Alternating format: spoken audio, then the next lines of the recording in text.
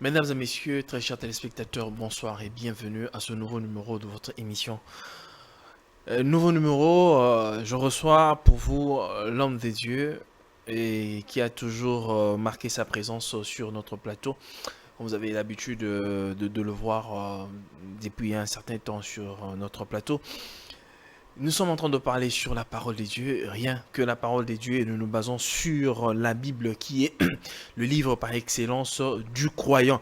Nous abordons des sujets forts et intéressants pour euh, affermir votre foi et apporter une certaine connaissance, une certaine lumière par rapport à la connaissance que vous avez de la parole des dieux.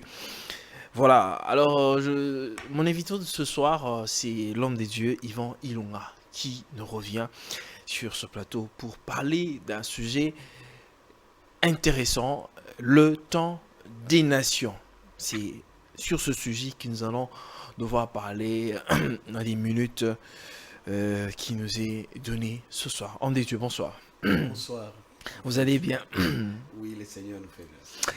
Le Seigneur nous fait grâce. Alors j'ai reçu beaucoup d'échos de la précédente émission que nous avions eue. Et les gens ont tellement aimé la manière d'exposer les choses et d'expliquer.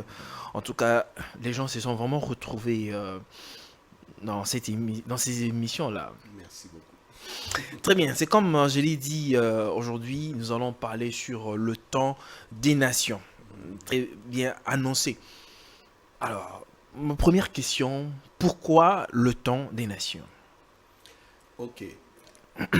Répondre à cette question part de la motivation qui nous est venue quand nous avons reçu une certaine réaction d'un auditeur, un serviteur de Dieu qui avait un autre son de cloche Ok.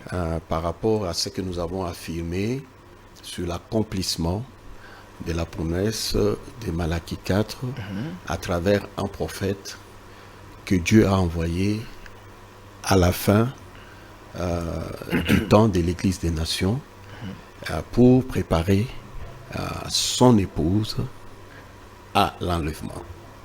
De ce point de vue, l'homme de Dieu a estimé que ça ne devrait pas être ainsi parce que Dieu ne peut pas accomplir cette promesse-là chez les nations. Il y a la promesse de Malachie 4. Malachie 4. Et c'est alors que l'idée nous est venue de parler du temps des nations, ici comme un mystère par rapport à Israël. C'est-à-dire que Dieu a traité avec un peuple qu'il a tiré d'un homme, qu'il a appelé à sortir de Babylone. Nous parlons d'Abraham qui va devenir Abraham. Ceci après la confusion religieuse qui a marqué la vie du peuple qui était issu de 3 fils de Noé au sortir de l'arche. Et cette confusion religieuse a consisté en l'adoration de plusieurs dieux. Alors que jusque-là, jusqu'à Noé, avant le déluge, bien que la méchanceté s'était accrue, tous les humains issus d'un seul sang, comme Paul l'a dit dans Acte 17, comme Dieu l'avait voulu, issus d'un seul sang, le sang d'Adam, devaient se multiplier et se répandre sur toute la surface de la terre parce que Dieu avait fixé le temps et la borne de leur demeure.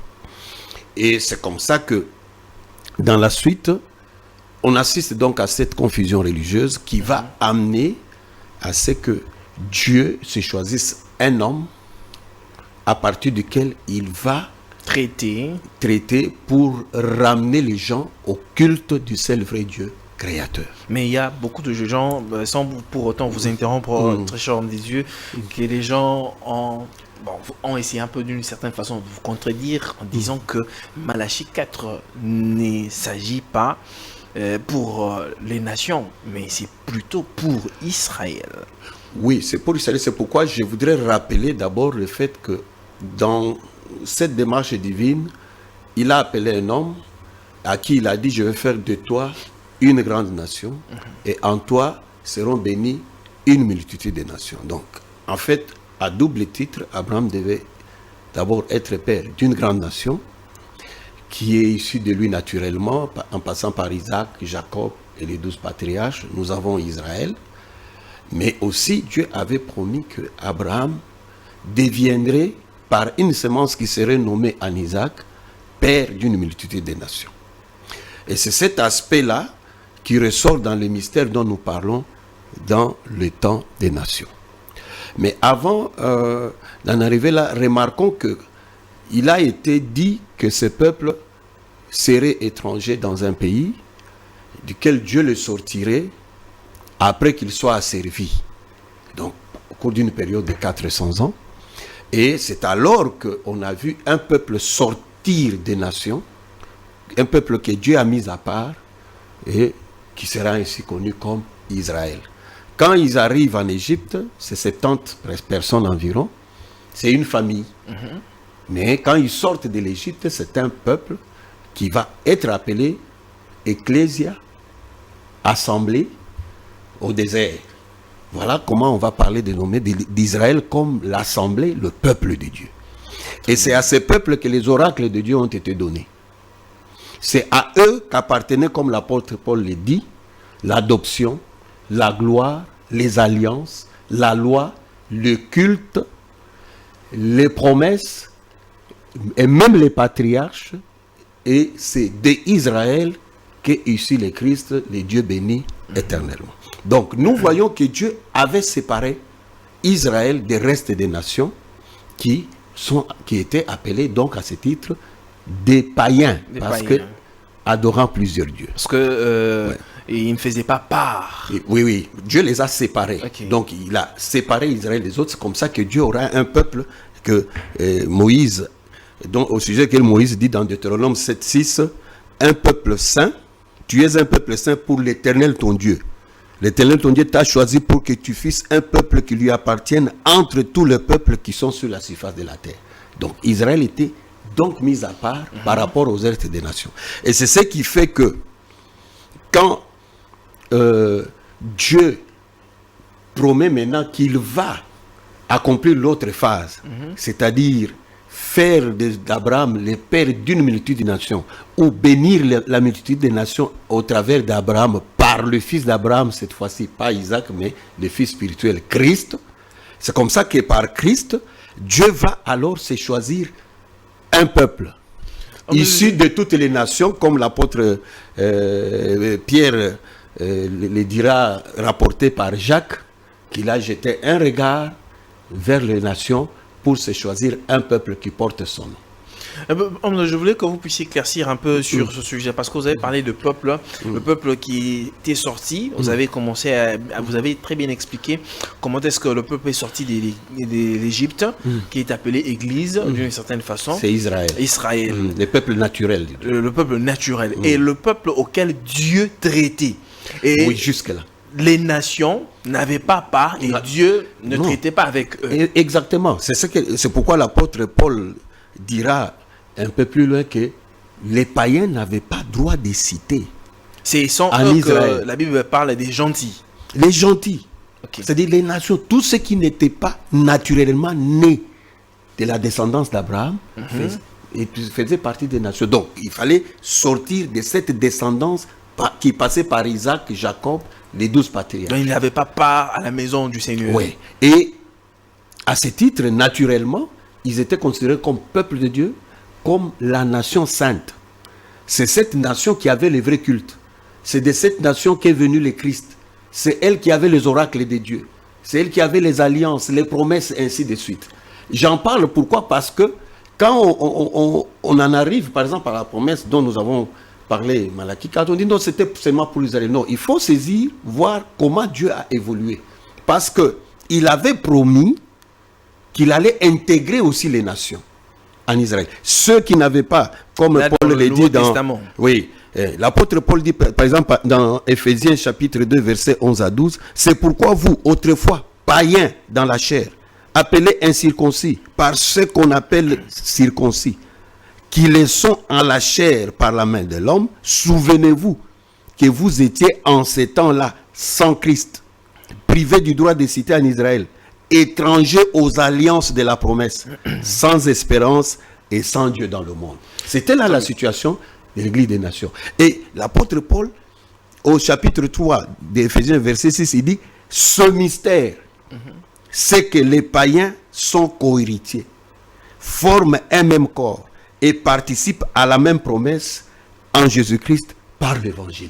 Donc, par Jésus-Christ, ceux qui n'avaient pas droit de cité, les païens, les nations, ont été intégrés, comme Jésus l'avait dit lui-même, il dit, j'ai d'autres brebis qui ne sont pas de cette bergerie.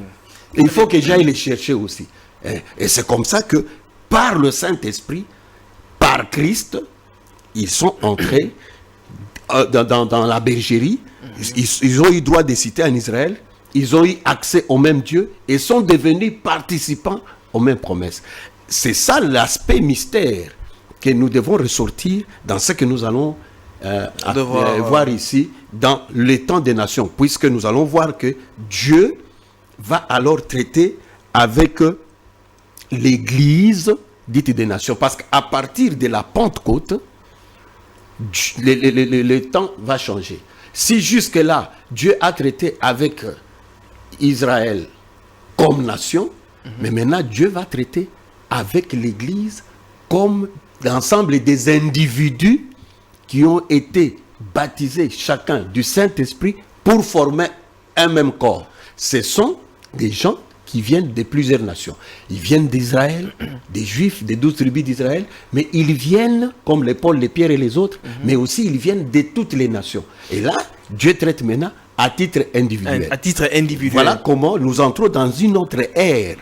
Quand on entre dans l'ère de l'Église, on va maintenant parler, comme on le verra par la suite, très bien, du temps. Très bien, nous entrons déjà en fait par rapport vraiment à notre thème, le temps de nation.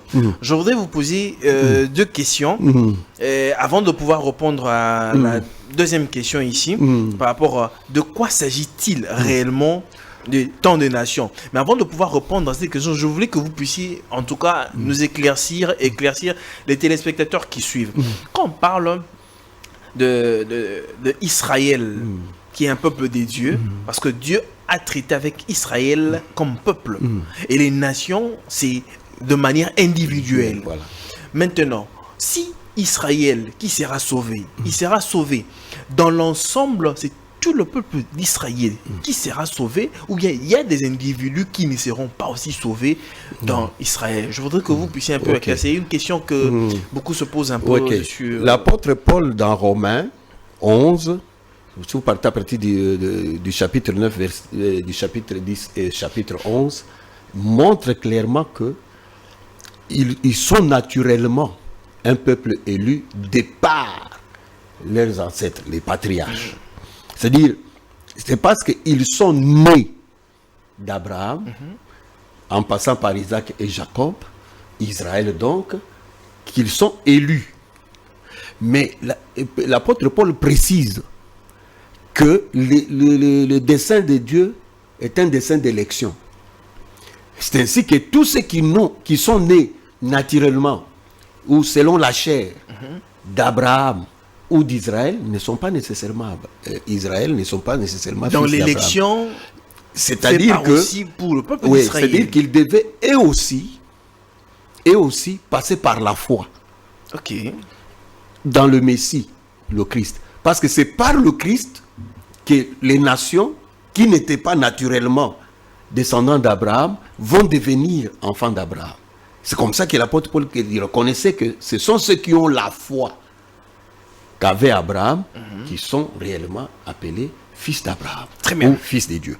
Donc nous voyons que quand Christ vient, le peuple qui était jusque-là sous la loi va alors rejeter le Christ. C'est-à-dire, une partie d'Israël, comme le dit si bien l'apôtre Paul, va tomber dans l'incrédulité et va se disqualifier. Dieu en connaît seul le nombre.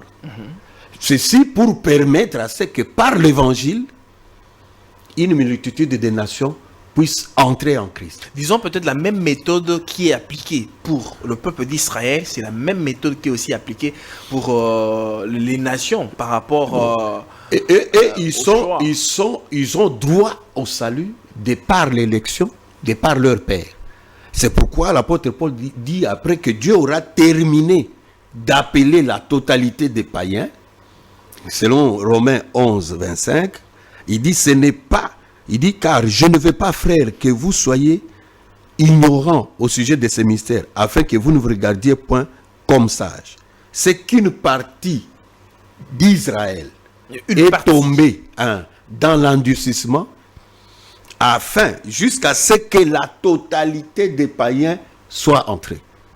C'est-à-dire que Dieu, comme cela est dit par ailleurs, a aveuglé son peuple naturel. C'est-à-dire, Dieu, ils n'ont pas eu accès, ils n'ont pas reconnu le Messie. Et ils l'ont crucifié à la croix, se disqualifiant ainsi par rapport à leur position des peuples, d'ayant part à la nation élue. C'est comme ça que maintenant Dieu a commencé à appeler individuellement du milieu des nations des gens à intégrer le Saint-Esprit, le royaume des cieux ou Christ pour devenir participants à cette promesse. C'est comme ça que dans l'Église, maintenant, on va retrouver aussi bien les Juifs, c'est-à-dire Israël, que les gens des nations, puisqu'ils sont appelés à titre individuel.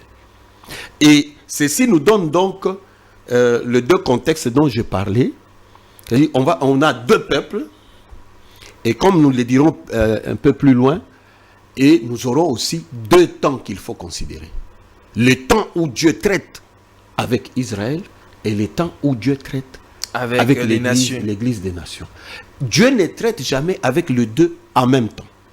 Là, j'aimerais que vous puissiez déjà entrer dans la deuxième question, là, le temps des nations. De quoi s'agit-il? Ok.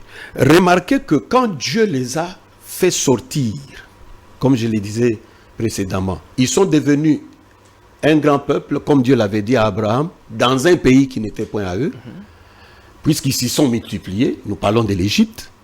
Et puis, ayant constitué une menace pour les peuples autochtones, ils seront réduits à l'esclavage. Et après quoi, Dieu va les faire sortir en envoyant Moïse, comme nous l'avons vu par le passé, avec les jugements pour que maintenant ils aillent servir Dieu après avoir été esclaves. Et Dieu fait alliance avec eux, c'est la raison d'être des 10 commandements et de la loi ensuite, que je serai votre Dieu, moi qui vous ai fait sortir de la maison de servitude.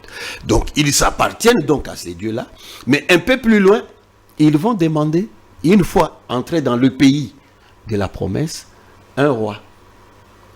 D'abord, Dieu leur a donné Saül, issu de la tribu de Benjamin, qui n'était pas la tribu de laquelle le roi devait être issu, volonté permissive. Et ensuite, Dieu leur donne David comme roi. Et à David, Dieu donne cette royauté-là pour l'éternité. Donc la royauté a été donnée à la maison de David pour l'éternité. Donc c'est par David que Dieu régnait. Mais il va se faire par la suite que son fils, Salomon, n'est pas totalement resté fidèle à l'alliance, sous l'influence des plusieurs épouses qu'il avait prises du milieu des païens. Il va se livrer lui aussi à l'idolâtrie, et ce qui fera que 10 tribus lui seront retirées, et à son fils, il ne restera que 2 tribus, la tribu de Juda et la tribu de Benjamin. Voilà comment naît le royaume d'Israël. Nous avons les schismes du royaume de Juda et le royaume d'Israël. Mais après, d'abord Israël va tellement verser dans l'idolâtrie avec Jéroboam, au point que Dieu va mettre fin d'abord au royaume d'Israël avec la Syrie, et finalement avec la maison de Juda qui gardait encore 2 tribus et qui gardait le trône de David. Avec la déportation à Babylone, Dieu va faire venir le roi de Babylone selon ce qu'avait annoncé le prophète Jérémie, pour les amener en déportation pendant 70 ans. Voilà comment nous allons avoir la première pensée du temps des nations. C'est que il y a 2 pensées au sujet de ce dont nous parlons, le temps des nations. Nous avons le temps des nations par rapport au règne des nations, Et puis nous avons le temps des nations par rapport au temps du salut pour les nations. Le règne et puis le temps du salut. Ok. Donc 2 temps. Donc 2 temps. Le premier temps, c'est quand Israël rejette le seul vrai Dieu qu'il adorait pour embrasser l'idolâtrie sous la royauté. Alors Dieu lui retire le royaume momentanément, puisqu'il avait donné le royaume pour l'éternité à la maison de David. Le royaume sera retiré momentanément à la maison de David, et le royaume de Juda va passer sous la domination des Babyloniens. Okay. C'était sous le règne des 3 fils de Josias, qui étaient les derniers des descendants de David à régner correctement. Et ce sont ces 3 fils qui vont connaître les 3 déportations Jéroboam, il était premier, c'était pour le royaume d'Israël. Ici, nous parlons maintenant du royaume de Juda qui avait la royauté, qui avait gardé la royauté par rapport à la fidélité de Dieu à David. Et là, quand ils sont donc amenés en déportation, commence alors une ère qu'on va appeler le temps du règne des nations. Et comme Daniel l'a rapporté plus tard avec les sons de Nebuchadnezzar, on verra que les Babyloniens qui ont été le premier donc à prendre Israël sous sa domination, quand bien même cette déportation allait durer 70 ans, ils sont rentrés, mais ils n'ont plus retrouvé la souveraineté qu'ils avaient avec le royaume qui avait été donné à David. Donc Juda n'est plus redevenu un royaume, Juda est resté sous domination des nations. C'est comme ça que des Babyloniens, 70 ans après, ils vont passer sous la domination des Médo-Perses, et ensuite sous la domination des Grecs, et enfin sous la domination des Romains, qui sont les 4 royaumes représentés par les 4 minéraux qu'on voyait dans la statue. Là, nous sommes dans le premier temps qui est le temps des nations. Le temps du règne des nations. Là, c'est par rapport au règne. Et parce que quand nous lisons les Seigneurs dans Luc chapitre 20, je vais dire chapitre 21, les versets 20 à 24, le Seigneur a parlé de Jérusalem qui sera investie par les armées. Que ce sera des temps difficiles, des temps de détresse, et que Jérusalem sera foulé par les nations jusqu'à ce que le temps des nations soit accompli. Ceci, c'est avec la dispersion d'Israël qui intervient après le rejet de Christ à la croix. Là, ça nous amène à une autre phase. La première phase, ils ont rejeté Jéhovah comme le seul vrai Dieu. Et dans l'Ancien Testament. Dans l'Ancien Testament, sous l'Empire babylonien. Maintenant, ici, sous l'Empire romain, quand le Christ est venu, ils l'ont rejeté cette fois-ci comme le Christ, et ils ont été maintenant dispersés dans toutes les nations. Ici, dans le Nouveau Testament, nous sommes dans le 2e temps, qui est le temps... Nous sommes dans la suite du règne des nations, parce que c'est sous l'Empire romain, mais qui nous amène maintenant au deuxième temps. Parce que ce Christ qui est rejeté, et quand il est rejeté, crucifié à la croix, il est enseveli, il ressuscite le 3e jour et monte au ciel. Le jour de la Pentecôte, il revient sous la forme du Saint-Esprit. Il vient bâtir l'église qu'il avait annoncée. Il a dit, je bâtirai mon église. C'est ce qu'il avait dit à Pierre. Donc, il inaugure le royaume des cieux, maintenant sous la forme de l'église. Alors que jusque-là, on avait le royaume sous la forme d'Israël. Maintenant, le royaume devient sous forme de l'église. Maintenant, notez, le royaume devient sous forme de l'église dans le Nouveau Testament. Dans le Nouveau Testament. Parce que dans l'Ancien Testament, jusqu'à Christ, nous avons, depuis Babylone, Israël sous la domination des nations. Okay. Et quand Christ est venu, il a trouvé Israël sous la domination des nations. Et quand ils l'ont rejeté, il a dit, Jérusalem sera encore détruit, comme il avait été détruit du temps de Babylone. Et le peuple sera amené en captif, et ceux qui seront, donc, bon nombre passeront par les tranchants de l'épée, les vivants seront amenés captifs et dispersés parmi toutes les nations. C'est la continuité du temps des nations par rapport au règne.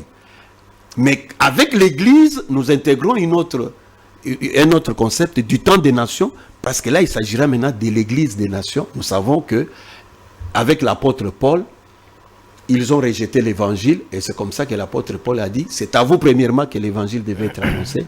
Voilà, nous nous tournons vers les païens. Alors nous inaugurons une autre période, appelée aussi les temps des nations, qu'il ne faut pas confondre avec la première, parce que là nous avons 4 périodes de 4 royaumes, et qui se terminent avec les 5 royaumes, Christ qui vient rétablir le règne de David. Mais ici, par rapport à l'Église, nous entrons dans la période que Paul dit, appelle la totalité des païens. Donc c'est le temps où Dieu fait entrer maintenant le païen dans le royaume. Homme de Dieu, je voulais que vous puissiez préciser un élément là. Pendant que les païens sont en part au salut, ça veut dire que Dieu cesse carrément de traiter avec Israël. Israël l'a rejeté. C'est un peu comme quand Joseph a été vendu par ses frères en Égypte. Il a pris une femme égyptienne. Et de la même manière, ça c'est dans l'image typique, et de la même manière, quand Christ est rejeté par Israël, il se tourne vers les nations.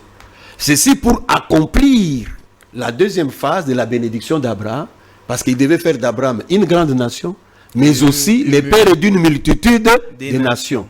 Si Israël est fils d'Abraham par Isaac, maintenant, l'église des nations, ces individus sont fils d'Abraham par Christ et Jésus. Donc vous voyez, on appelle cela la sémence royale d'Abraham ou la sémence spirituelle d'Abraham. Parce qu'il est maintenant le père d'une multitude de nations. J'insiste ici pour montrer que on ne peut pas séparer nettement le plan de Dieu par rapport aux promesses. Parce que les promesses continuent. Les païens ont maintenant part à la même promesse. Ils ont part et droit de citer en Israël. Donc le plan de Dieu va continuer. Mais seulement le plan de Dieu continue dans une autre phase où Dieu ne traite plus seulement avec une seule nation, Israël, mais Dieu traite avec plusieurs individus issus de plusieurs nations, mais qui doivent former un peuple que Dieu appelle son église, qu'il appelle son corps, qu'il appelle le royaume messianique ou le royaume des cieux qui a sa forme spirituelle maintenant, qui est l'église. C'est ainsi que dans ce royaume, ceux qui entrent par la foi en Christ, en passant par le baptême du Saint-Esprit. Le Saint-Esprit, comme l'apôtre Paul le dit, que nous avons tous été baptisés d'un seul esprit pour former un même corps. Donc, ils entrent dans ce royaume, ils entrent donc en Israël, mais sous sa forme spirituelle. Et c'est comme ça que l'apôtre Paul dit qu'une partie d'Israël, nous l'avons lu, est tombée dans l'endurcissement jusqu'à ce que la totalité des païens soit entrée. Or, cette totalité des païens qui entre au cours de cette période, cette nouvelle période, qui, comme nous l'avions vu par ailleurs, que c'est l'appel, c'est le retour au jubilé, c'est le retour à la liberté, Christ proclamant l'année de grâce, c'est le temps de l'évangile, mais qui devient ici le temps de l'église des nations. Alors, restons toujours là par rapport au temps des nations, cher homme des dieux. Qu'en est-il du début et de la fin du temps de la fin? Donc, qu'en est-il du début et de la fin du temps des nations? Voilà. Okay. Puisque nous avons ressorti le temps des nations sous les deux volets, l'état du règne des nations, parce que le temps du règne des nations qui commence avec l'Empire babylonien va se terminer avec l'Empire romain. L'Empire romain, puisque notez ici que dans la représentation imagée de la statue de Nebuchadnezzar qu'il avait vue en songe, c'est 4 minéraux. On a l'or, on a l'argent, on a les reins et on a le fer. Par rapport à la gloire, nous voyons que l'or est plus glorieux que l'argent, que les reins et que le fer. Mais par rapport à la force et la puissance, le fer est plus fort et résistant que l'argent, que les reins, l'argent et l'or. C'est comme ça qu'on verra que les 3 premiers royaumes ont une longueur de vie ou une durée relativement plus ou moins courte par rapport au 4e royaume qui lui était donc constitué d'un métal beaucoup plus fort et vers la fin il se disloque. C'est le mélange de l'argile et du fer. Donc c'est pour montrer la longévité du 4e royaume. C'est Rome. Christ est venu sur Rome, Christ reviendra sur Rome. Ok. Parce que c'est sur Rome qu'il viendra mettre fin au règne des nations pour pouvoir rétablir le règne de David. Ça, c'est le millénium. C'est pourquoi Jésus a dit que Jérusalem sera foulée aux pieds par les nations jusqu'à la fin du temps des nations. Donc, le temps des nations par rapport au règne se termine avec le rétablissement du royaume. Souvenez-vous que dans Actes chapitre 1er, verset 6, les apôtres ont posé la question au Seigneur: est-ce que c'est en ces temps que tu vas rétablir le royaume d'Israël? Et il leur dit que ce n'est pas à vous de connaître les temps et les moments qui ont été fixés par le Père lui-même selon son autorité. Mais vous allez attendre à Jérusalem, vous recevrez une puissance, le Saint-Esprit sera sur vous et vous serez mes témoins à Jérusalem, en Judée, en Samarie et jusqu'aux extrémités de la terre. Donc vous voyez comment il démarque les deux. Donc nous avons le règne des nations qui continue jusqu'à ce que Christ vienne prendre le pouvoir. Et là, c'est quand, comme cela a été vu et par Nebuchadnezzar et par Daniel, c'est quand il va redonner à Israël le royaume qu'il avait donné à David. Voilà comment prendra fin cette période appelée temps des nations par rapport au règne. Mais le temps des nations par rapport à l'église des nations part de la croix jusqu'à l'enlèvement de l'église. Voilà, c'est la précision que moi je voulais beaucoup plus avoir. Parce que quand vous avez parlé du temps des nations, et je me suis posé la question, à ce moment-là, l'église est toujours là sur la terre d'une certaine façon. Heureusement, vous avez bien précisé les choses. Donc, il faut ici remarquer que ce temps qui est alloué à l'église des nations est un temps mystère. Ici, je vais évoquer un temps mystère. Est un temps mystère, parce que c'est pourquoi nous parlons du fait que c'est un mystère. La durée n'est pas connue. La durée du temps pendant lequel Dieu traite avec les nations n'est pas connue. Mais remarquez que quand Daniel a prié vers la fin de la déportation à Babylone, vers la fin des 70 ans dont Jérémie avait parlé, parce que la déportation devait durer 70 ans. Et quand Daniel se met à prier, Gabriel lui est envoyé pour lui expliquer la suite. Parce qu'on était à la fin des 70 ans, il priait, il demandait pardon, il intercédait pour ses propres péchés, pour les péchés de son peuple et de sa ville sainte. Mais quand Gabriel vient, il lui dit qu'il y a un temps qui a été fixé sur ton peuple et sur ta ville sainte. Et ce temps-là, c'est 70 semaines d'années qui est connu sous le nom de 70 semaines de Daniel. Ce ne sont pas des semaines de jours, mais ce sont des semaines d'années pour rappeler ici les années jubilaires. Parce qu'en Israël, Dieu avait instauré les sabbats de 7 jours, mais aussi les sabbats de 7 ans. Et les sabbats jubilaires, c'était 7 fois 7 qui amenait à 49, et puis la 50e année, c'était les jubilés. Donc, quand, comme cela est dit ici dans Chroniques, écoutez ce qui avait été dit à l'époque, dans 2 Chroniques chapitre 36, versets 20 à 21, Nebuchadnezzar amena captifs à Babylone ceux qui échappèrent à l'épée, et ils lui furent assujettis, à lui et à ses enfants, jusqu'à la domination du royaume des Perses, afin que s'accomplisse la parole de l'Éternel prononcée par la bouche de Jérémie, jusqu'à ce que le pays eût joui de ses sabbats. Il s'agit des sabbats d'année. Il se reposa tout le temps qu'il fut dévasté, jusqu'à l'accomplissement des 70 ans. Donc la déportation devait durer 70 ans. Et quand Daniel prie, Dieu révèle à Daniel que cette déportation-là, qui prenait fin déjà avec les 70 ans, ne va pas donner directement lieu au retour du royaume. Avant que le royaume qui devait venir par loin revienne, Dieu a fixé une autre période de temps, appelée ici le temps, les 70 semaines de Daniel. Ou les 70 semaines d'année qui nous donnent 490 ans.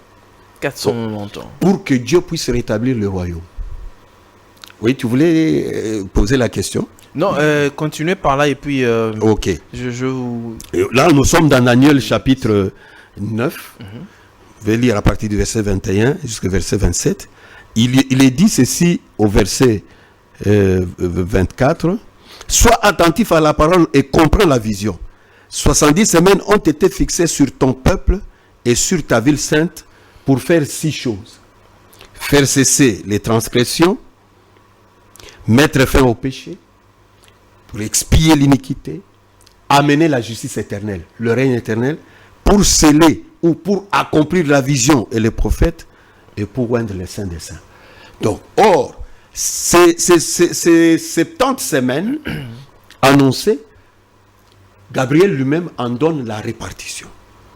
Il dit, sache-le donc et comprends, depuis le moment où la parole est sortie. Parce que maintenant, il faut savoir, ça commence quand? Ce temps fixé-là. Ce temps n'a pas été fixé sur les nations. Ce temps, comme le dit l'Écriture, a été fixé sur Jérusalem et sur le peuple saint. C'est ce qui nous permet de démarquer le deux temps. Parce que le temps des nations a un caractère indéterminé. Il n'est pas connu. C'est dit seulement le temps des nations. Mais par rapport à Israël, Dieu a fixé un temps. Et ça a toujours été le cas. Mais si Même en Égypte, Dieu a dit ils seront en Égypte pour 400 ans. Mais homme de Dieu, ça complique un tout petit peu sur ce point-là. Ça complique si quoi? Dieu a fixé pour le peuple d'Israël, en quoi ça concerne les nations? Justement, ça devient un repère. Très bien. Ça devient un repère. C'est pourquoi le prophète William Branham dit que si vous voulez connaître le temps dans lequel on est, regardez à Israël. Parce que l'Israël devient l'horloge, le calendrier de Dieu. Pourquoi Israël est l'horloge et le calendrier de Dieu? C'est parce que le temps a été fixé pour Israël. Mais le temps n'a pas été fixé pour les nations. Il a dit seulement le temps des nations. Mais pour Israël, il a précisé le temps. Il a dit en Égypte, ils feront 400 ans. Et ici, la déportation, c'est 70 ans. Et après la déportation, il dit, le retour du royaume, c'est dans 490 ans. Et qu'il a lui-même réparti. En ces termes, ça commence quand? C'est quand la parole va annoncer que Jérusalem sera rebâtie. Et c'est avec Néhémie, quand vous lisez Néhémie au chapitre 1er, le chapitre 2, on vous dit que c'est Artaxerxès qui a autorisé Néhémie, les scribes, à aller rebâtir Jérusalem. Donc c'est à partir de ce moment-là que compte maintenant cette période qui doit ramener le royaume. Et il a dit, la parole a annoncé que Jérusalem sera rebâtie jusqu'à loin conducteur, donc jusqu'à la venue du Messie. Donc jusqu'au jour où Jésus est baptisé et que le Saint-Esprit devant Jean-Baptiste descend pour entrer dans son temple, selon, comme nous l'avions dit dans la prophétie de Malachie 3.1. Donc il est officiellement oint et présenté. Jusqu'à lui, il y a 7 semaines et 62 semaines. Donc ça va faire comme 3 périodes. Et puis, la troisième période, c'est 1 semaine. C'est ce qui fait 70 semaines. 7 plus 62, ça fait 69. Et puis, plus 1 semaine, ça fait 70. Semaines d'année qui, quand vous multipliez, ça vous donne 490 ans. Et il répartit donc en disant, qu'est-ce qui va se faire au cours de ces 2 premières périodes et qu'est-ce qui va se faire au cours de la dernière semaine. Au cours de la première période, les places et les fossés seront rebâtis, mais en des temps fâcheux. Après les 62 semaines, donc après la deuxième période, un roi sera retranché et il n'aura pas de successeur. Là, c'est la mort de Christ à la croix. Et quand il est retranché, qu'est-ce qui va advenir après? Le peuple d'un chef viendra et détruira la ville et les sanctuaires. C'est ce que le Seigneur a annoncé dans Luc 21, 20 à 24 que nous avons. Donc ça ouvre une autre période où Israël est en dehors du pays promis, comme il a été sous la déportation avec Babylone. Et cette période-là, où Israël est en dehors de la terre promise, n'est pas déterminée.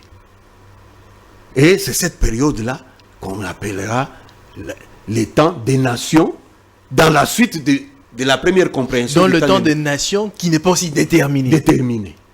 Donc vous voyez, et c'est pourquoi maintenant, l'indication qui va montrer que ce temps des nations tend à sa fin, c'est le retour d'Israël en Palestine. Et c'est ce qui dans sa patrie. Parce que chaque fois qu'Israël est en dehors de sa patrie, Dieu ne les bénit pas. Okay. Quand Abraham est allé en Égypte, spirituellement, il n'était pas béni, quand même il est rentré avec des richesses. Et Dieu lui est apparu quand il est revenu dans sa patrie. Et le principe est ainsi. Chaque fois qu'Israël est en dehors de sa patrie, Dieu ne traite pas avec lui. Dieu traite avec Israël quand il revient dans sa patrie. Et c'est pourquoi quand ils sont revenus, ils reviennent quand? Ils reviennent en 1946, au terme de la Deuxième Guerre mondiale. Et le 6 mai 1946, le président Truman, qui était président des États-Unis à cette époque, reconnaît unilatéralement Israël qui est devenu une nation. Ça a été une indication forte, prophétiquement parlant, par rapport à ce que le Seigneur Jésus avait annoncé. Et les jours suivants, puisque j'ai fait la connexion avec la précédente émission, l'ange de l'Éternel, Christ sous la forme du Saint-Esprit, apparaît à William Branham pour l'envoyer amener ce réveil mondial qui devait préparer l'épouse à l'enlèvement. Donc ici, nous entrons dans une période qui signale déjà que nous sommes à la fin du temps des nations. Le temps des nations aussi bien au sens du règne et au sens du salut, donc c'est-à-dire au sens de l'Église des nations. Et c'est ce qui rejoint maintenant le 7e âge de l'Église, l'âge de la Odyssée. Très bien, homme de Dieu. Le temps file. Très bien, je parie que vous êtes là, vous nous suivez. Ce sont les bonnes choses. Il y a aussi de l'histoire à l'intérieur, mais je parie que vous êtes en train de comprendre. Les choses sont vraiment très bien expliquées parce que moi-même je saisis et je comprends très clairement. Mais homme de Dieu, il y a une question qui se pose parce que vous avez fait une certaine introduction, mais les gens se posent beaucoup de questions.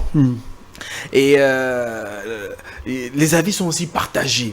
En quoi les 7 églises de l'Asie de l'Apocalypse sont les 7 temps prophétiques ou âge de l'Église? Ok. J'en viens à la question, mais je voudrais faire le lien avec ce que je venais de dire pour situer justement le temps des nations. Ici au sens du temps du salut, où Dieu traite avec les nations pour les saluts. Et quand nous prenons, j'ai évoqué les 70 semaines d'années de Daniel, qui sont les temps que Dieu a fixés pour le rétablissement du royaume, il est annoncé 6 choses dont nous avons parlé ici. Donc il fallait faire cesser les transgressions, mettre fin au péché, expier l'iniquité, ramener, établir la justice éternelle, accomplir la vision des prophètes, oindre les saints des saints. Ces 6 choses-là s'accomplissent au cours de la 70e semaine, des 7 ans. Et laquelle semaine commence après les 62, qui commence avec le ministère de Christ, qui exerce son ministère pendant 3 ans et demi. Du temps où il a été oint jusqu'à sa crucifixion, ça fait 3 ans et demi. Le oint a été retranché. Et quand il est retranché, la ville et les sanctuaires ont été détruits. C'est avec Titus, c'est de l'histoire. Donc, en l'an 70. Voilà comment Israël est dispersé. Et ceci marque un moment important. Pourquoi? Parce que le temps qui a été fixé, à partir du moment où Israël rejette Christ et est amené en déportation, c'est-à-dire quitte les pays de la promesse, le temps s'arrête. Le temps prophétique qui a été fixé sur Israël s'arrête, puisque Dieu ouvre une période transitoire, mystère, que nous connaissons ici maintenant sous le nom de temps des nations, où Dieu traite avec les nations, pour les saluts. Ok. Ce temps qui part de la croix jusqu'à l'enlèvement. Alors, ce temps-là, entre dans les 70 semaines de Daniel, comme une parenthèse. Hein, c'est-à-dire la 70e semaine qui a commencé, qui est consommée de moitié, a encore 3 ans et demi qui lui restent.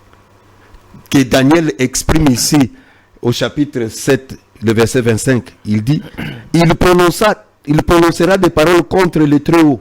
Il opprimera les saints du Très-Haut. Il espérera changer le temps et la loi.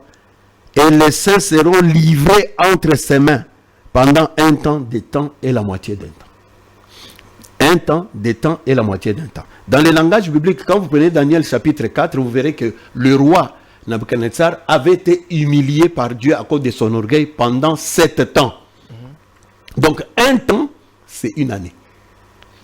C'est 7 ans. Ah ouais. C'est comme ça qu'on dit un temps, des temps et la moitié d'un temps, c'est 3 ans et demi.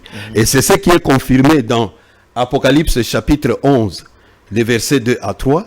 Il dit, mais les parvis extérieurs du temple, laisse-les en dehors et ne les mesure pas, car il a été donné aux nations. Et elles fouleront aux pieds la ville sainte pendant 42 mois. 42 mois avec le calendrier de 30 jours par mois vous donne 3 ans et demi.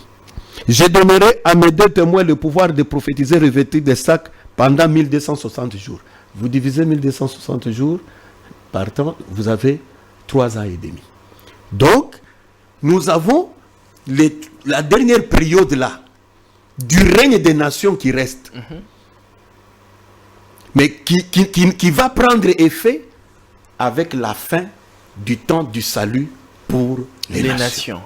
C'est comme ça que nous allons revenir à cet élément-là après. Mais parlons d'abord de 7 temps, qui subdivisent ces temps des nations.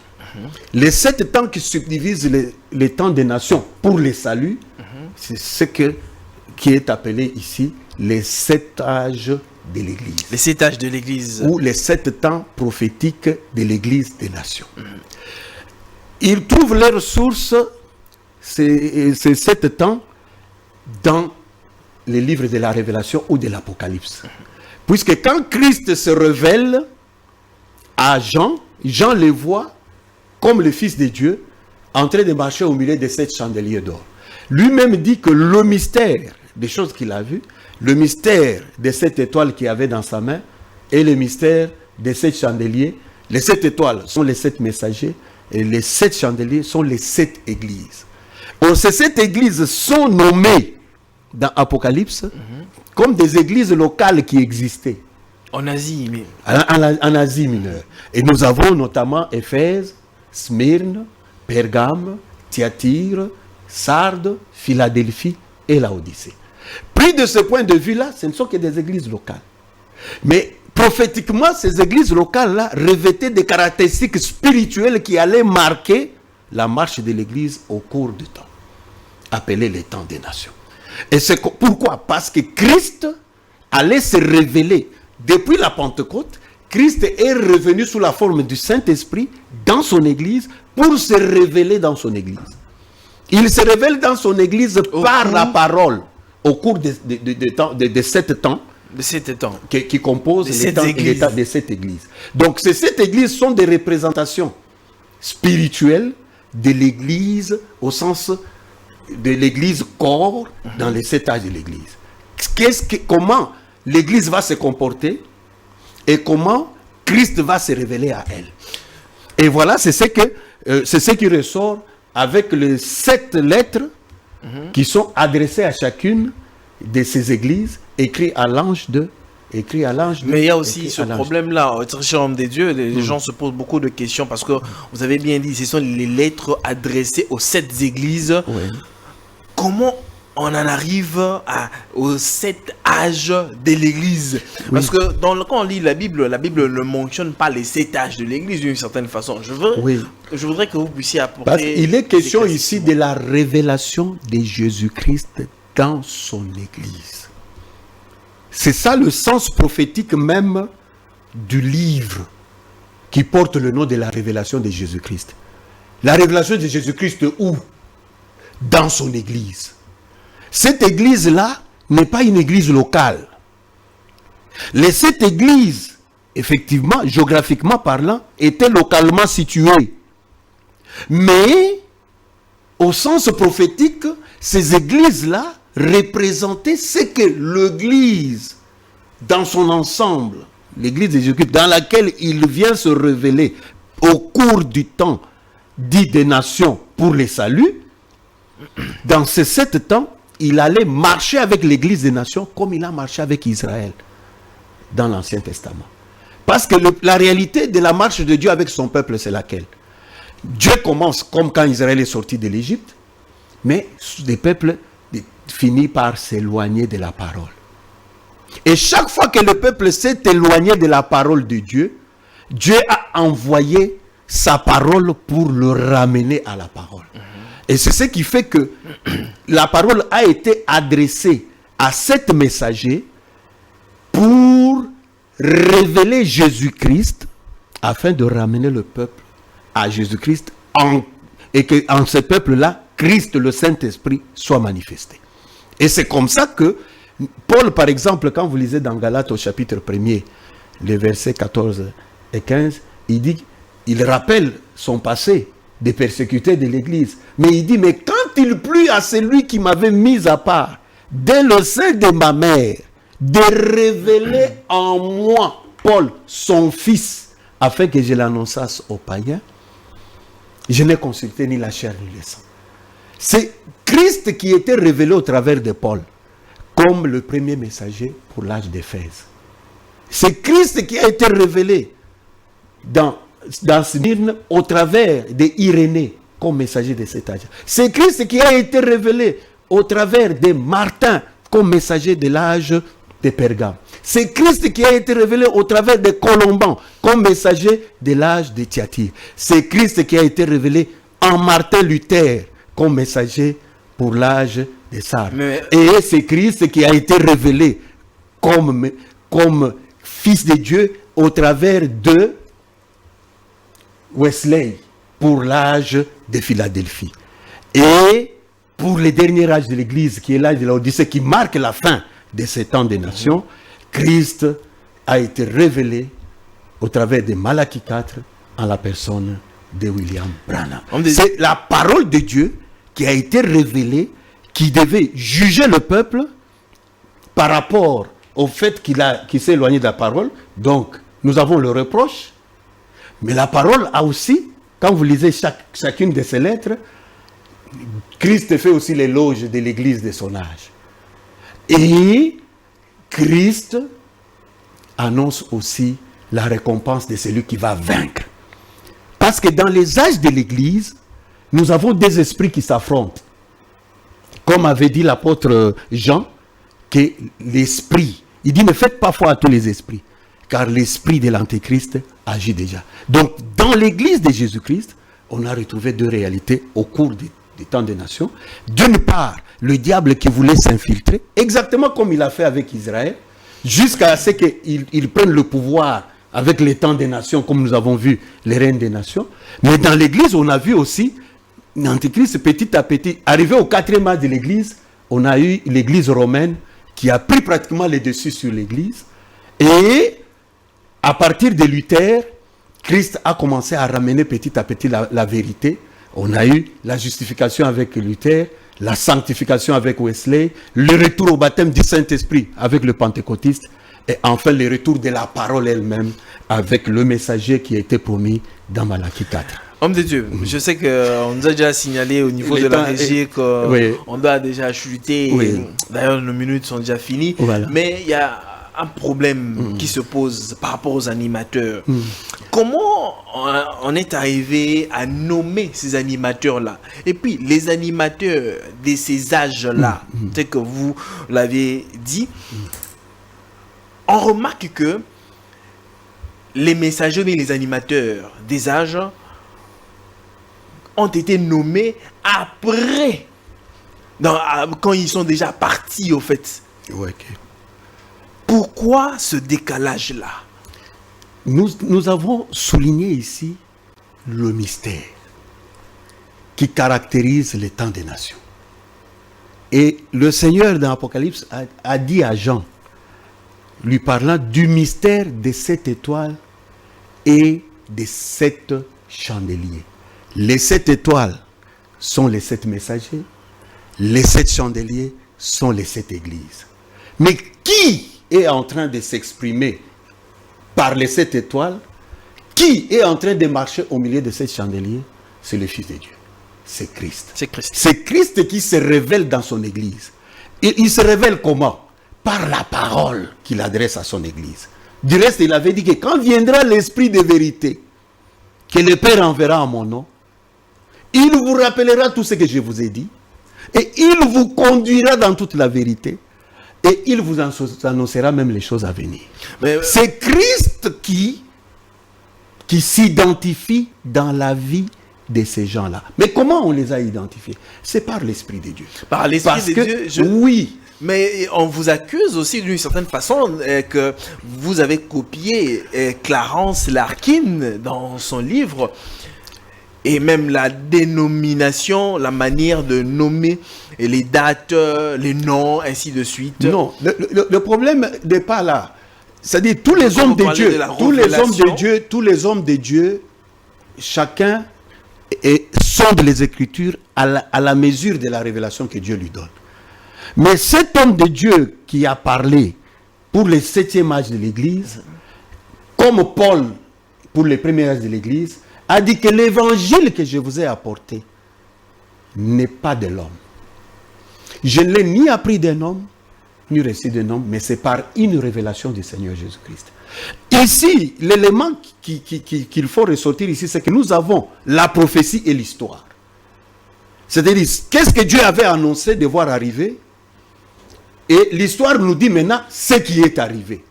La révélation vient maintenant relier les deux. C'est la révélation qui nous montre que voici ce qui avait été annoncé, voici comment cela s'est accompli et en qui cela s'est accompli. Je l'ai dit dans la précédente émission, une vierge concevra, personne ne savait que c'était Marie.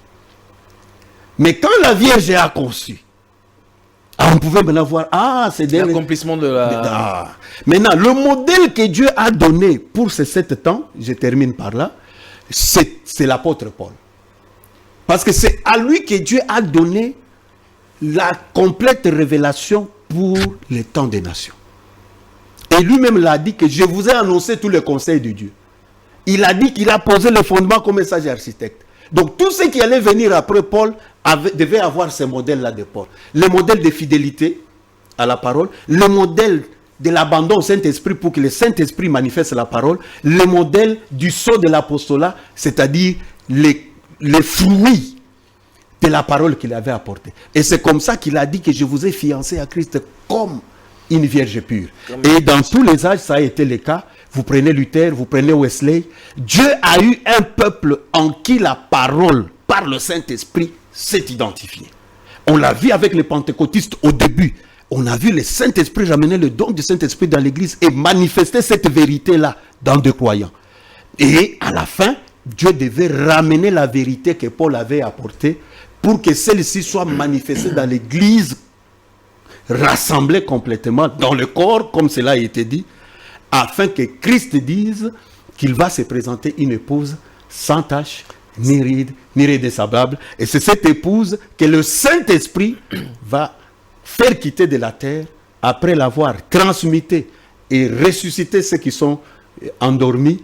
Ils vont ensemble maintenant aller à la rencontre du Seigneur. Et voilà comment le temps des nations pour ce qui est du salut va prendre fin, mais le temps des nations pour ce qui est du règne va continuer avec les 3 dernières années et demie de la 70e semaine de Daniel. Et je crois qu'on pourra aborder cela dans la prochaine émission. Très bien. Et je vous demande aussi de manière officielle, peut-être d'essayer un peu d'entrer en profondeur sur les 7 âges ici de l'Église, de faire une certaine comparaison. Je vous laisserai l'attitude de m'y amener pour que nous puissions sur le livre répondre aux préoccupations. Nomination des, oui, on va messagers. On va revenir.